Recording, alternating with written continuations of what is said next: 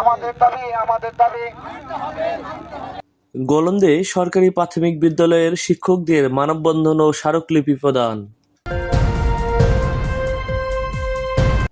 রাজবাড়ীর গোলন্দে সরকারি প্রাথমিক বিদ্যালয়ের প্রধান শিক্ষকদের নবম ও সহকারী শিক্ষকদের ১০ম গ্রেড বাস্তবায়নের দাবিতে মানববন্ধন ও স্মারকলিপি প্রদান কর্মসূচি পালিত হয়েছে।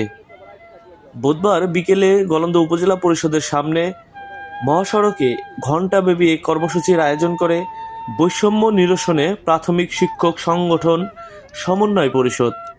এতে উপজেলার বিভিন্ন প্রাথমিক বিদ্যালয়ের প্রধান শিক্ষক ও সহকারী শিক্ষকরা অংশ নেয়।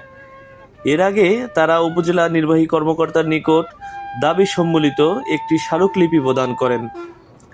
মানববন্ধনে বক্তব্য রাখেন উপজেলা প্রাথমিক শিক্ষক সমিতির সভাপতি ও উজানচর মডেল সরকারি প্রাথমিক বিদ্যালয়ের প্রধান শিক্ষক মোহাম্মদ বাবর আলী, সাধারণ সম্পাদক নাসরিন আক্তার, প্রধান শিক্ষক বেলায়েত হোসেন, সহকারী শিক্ষক জালাল বিশ্বাস, গিয়াসউদ্দিন তালুকদার সহ অন্যান্যরা। মানববন্ধনে বক্তারা এক দফা এক দাবি বাস্তবায়নের লক্ষ্যে তারা বিভিন্ন তাদের দাবি আদায়ের লক্ষ্যে প্রধান উপদেষ্টার দৃষ্টি আকর্ষণ করেন এবং তারা বলেন তাদের দাবি আদায়ের লক্ষ্যে তারা যে কোনো কর্মসূচি দিতে তারা প্রস্তুত রয়েছেন। এক দফা এক দাবি আদায়ের লক্ষ্যে তারা মাঠে থাকবেন। তাদের দাবিগুলো বাস্তবায়ন হোক, এগুলোই তাদের প্রত্যাশা। সকল সংগঠন একত্রিত হয়ে আমাদের একটাই দাবি যে প্রধান শিক্ষকদের ৯ম গ্রেড এবং সহকারী শিক্ষকদের ১০ম গ্রেড প্রদান করা হবে। যদি এই দাবি মানা না হয় তাহলে আমরা আরো কঠোর থেকে কঠোরতর আন্দোলনে যেতে আমরা বাধ্য হব।